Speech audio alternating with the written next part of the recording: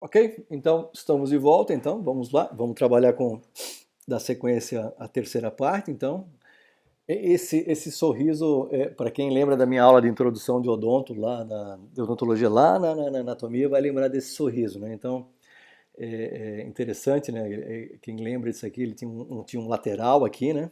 Então, foi sugerido, né, tirar o lateral e puxar esses caninos. Foi um caso bem complexo, uma paciente traumatizada, né? Então, você, nesses recursos, você pode associar o CAD/CAM também a fazer o desenho, o DSD, você pode fazer o planejamento digital, é super tranquilo, depois você pode levar esse planejamento para dentro do próprio software. Vários programas hoje fazem isso, tem até programa gratuito para fazer. É interessante, né, aqui a perda do esmalte, né, o aumento. Não é o caso dela, que eu botei só como exemplo, né? E você tem a possibilidade, inclusive, de a partir desse planejamento, você consegue imprimir, fazer a impressão do teu planejamento, né? E depois escanear esse planejamento aqui, você fazer um escaneamento, né? E fazer uma correlação, mandar o software, né, desenhar de acordo com o que você já fez ali o planejamento, já fez o ensaio no paciente.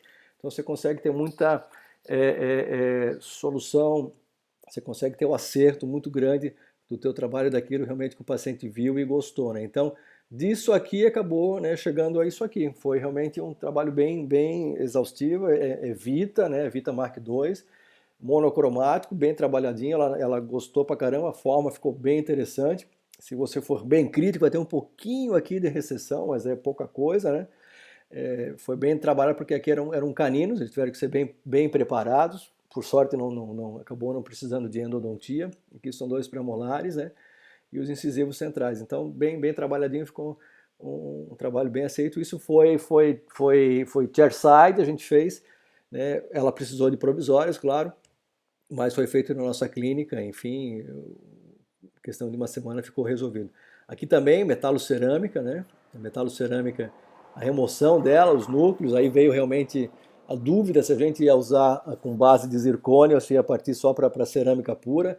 Eu parti para cerâmica pura mesmo, né? A vantagem dessas cerâmicas é que elas, acima de 2 milímetros de espessura, elas puxam muito pouco a cor do substrato, então, né, e você pode se valer inclusive do teu cimento, um cimento um pouquinho mais opaco, né? O paciente ficou bem satisfeito e, obviamente, se a gente perceber, né, o que era essa gengiva, o pessoal da pério adora ver isso, né, o que era essa gengiva toda inflamadinha, né? Aqui ela passou por uma pério, claro, é necessário, isso é importante sempre, mas aqui a gente vê a estabilidade dimensional, né, desse dente aqui, a gente aumentando aqui meses depois a estabilidade dessa gengiva, né, sem alteração, sem inflamação. Então realmente foi aqui um aumento, né? Olha só, a estabilidade dessa gengiva.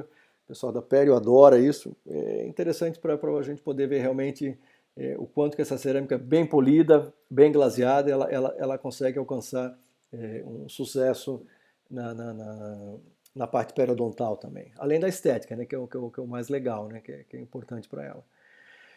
Aqui é também um outro casinho que a gente faz isso, você pode fazer planejando. É sempre importante lembrar que para que você tenha uma curva de aprendizagem, você já não saia preparando já e já fresando o dente. Assim, é importante que você lentamente você vai fazendo, você pode inclusive fazer primeiro uma bateria, pode fazer talvez primeiro um lado, né, dos dentes posteriores, depois um outro lado dos dentes posteriores, depois pegar a bateria anterior. Mas se você realmente tem as suas dúvidas, ainda tá um pouquinho receoso, talvez seja interessante no começo realmente partir primeiro para um trabalho associado a um laboratório. Você faz a fresagem, você manda para um laboratório, faz o escaneamento dos preparos e manda para um laboratório, até você pegar realmente uma boa coragem mesmo, né? Para você pegar habilidade para tocar em frente aos trabalhos. Então você consegue fazer, às vezes, né?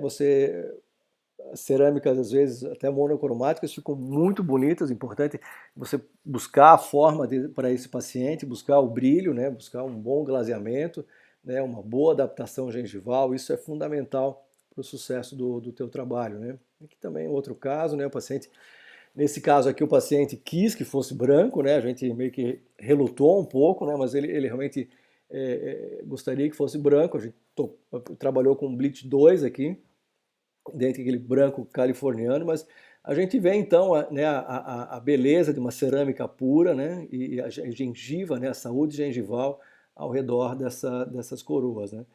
A gente pode fazer também as pontes, né? Isso é legal, a multilayer, que é um trabalho da Ivoclar, a Vita também tem, mas a Ivoclar é que veio com esse trabalho. Então aqui a gente tem os dois pilares, né? Você faz o escaneamento, você faz o projeto e aí você abre o projeto. O que é abrir o projeto, né? Você diz para ele o seguinte, que é o que você quer, uma estrutura de zircônia por baixo, né? Podemos botar aqui, olha só, uma estrutura de zircônia e por cima um vinir, né? Uma capa de silicato, de cerâmica. Então ela vai fresar, né, a estrutura de zircônia, você vai sinterizar isso, né? E ela vai fresar um vinir de silicato e você vai cristalizar. E depois você vai então cimentar, você vai dar então a fusão, né, dessa zircônia com o de silicato. Então fica uma estrutura forte, resistente, com base em zircônia, que é muito resistente. E aí você tem então a condição de ter uma anatomia bonita, uma anatomia bem estável, né, bem funcional, né, aplicada, colada sobre a própria estrutura de zircônia. Fica bem interessante, fica forte, né, e o paciente obviamente fica mais seguro também em relação a esse trabalho. Então tá ali, né, a prótese cimentada, né, tá ali ela cimentada. Né, aqui a gente optou, né, esse aqui é um trabalho com o Reinaldo ali de Joinville, a gente optou na colocação de uma gengiva artificial, uma aplicação de gengiva em cerâmica, né, para ficar um pouco mais estético, para não ficar aqueles dentões longos aqui, né? Então ficou bem mais interessante, o paciente acabou gostando bastante. Aqui é interessante para vocês verem, então, perdão, gente, é interessante para vocês verem o que a gente tem da possibilidade de poder então demarcar, né, o término desses dentes, né, aqui buscando bem, no caso do molar aqui, buscando bem a questão da região dessa furca aqui, corrigindo bem isso. É cerâmica pura, aí você aplica então ali, você instala, né, as coroas de cerâmica, da mesma forma os dentes superiores, é um caso bem legal, uma reabilitação total isso, né? Eu quero dizer para vocês que nesse caso a gente não utilizou moldagem, tá? Esse foi um trabalho 100% digital, não houve moldagem, não houve confecção de modelo, né? A gente acabou optando só pelo digital mesmo, então aqui, né, a conferência de uma porção superior com a porção inferior, né, um encaixe, né? Aqui os desenhos, né, desses blocos de 40 da Ivoclar. Claro que dentes menores eram blocos menores porque são blocos menos dispendiosos, né? Então você faz as pontes, o paciente obviamente não optou, né, por implantes nessa região, não quis, então eu fui obrigado a fazer então as próprias pontes. Como era a ausência de um dente, eu optei em fazer uma ponte fixa com um ponte e dois pilares, mas sem estrutura de zircônia. Isso no começo ainda era meio discutido, mas lentamente foi uma possibilidade maior de se fazer e sem maiores riscos. Então nós temos 3 pontes, cada uma com um ponte central aqui, né, sem problema nenhum. Você pode até fazer cantilever, que acaba, às vezes, acaba tendo bastante sucesso quanto a isso. E aí a questão da cimentação, né, em boca, se você falar, Emerson, de repente aqui eu poderia ter feito um enxerto de conjuntivo, né, o pessoal da Pério, né, vai falar, vai fazer. O paciente não quis, né, o sorriso baixo, ele optou por esse trabalho, então vejo uma boa adaptação. E em especial, gente, eu queria só falar dessa peça aqui, ó, ela vem daqui até aqui, olha só, são 3 elementos, né. Quando eu fui instalar no paciente, vê que ele quis dentes brancos, super brancos, né, ele queria Bleach 1, a gente convenceu ele para partir para um Bleach 2, aí ele concordou, perdão. Mas essa peça, na hora que ele chegou, eu tirei o provisório e coloquei. Ele se assustou e essa peça caiu no chão. Pensei, bom, só olhei assim para o lado, né? Já era, né? Vamos lá, fresar de novo, enfim. Mas nada, ela estava intacta, ela caiu no chão, caiu na cerâmica mesmo, cerâmico com cerâmico. Mas é o disilicato de lítio, IMEX. Ela é extremamente resistente, né?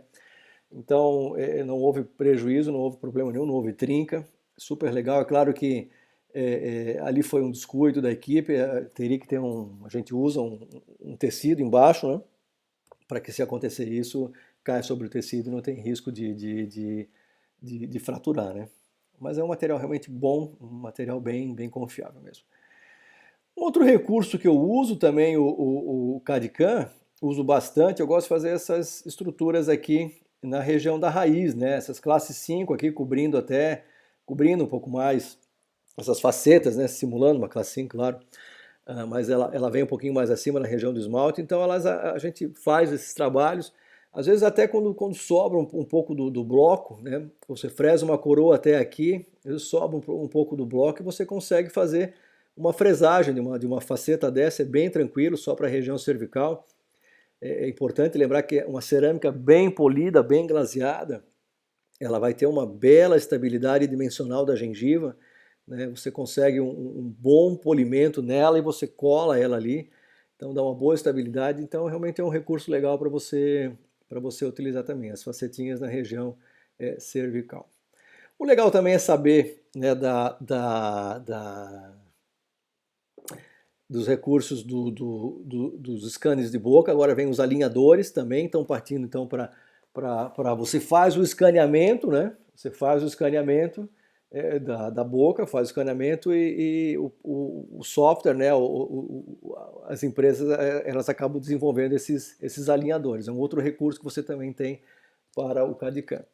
Aqui é um antigo laboratóriozinho que eu tinha, né? Esse é o forno para cristalizar, tem que ficar então atento, né? Um forninho é interessante ter se você vai partir para dissilicato de lítio, né? Aqui é a estrutura, né, do meu consultório ali atrás.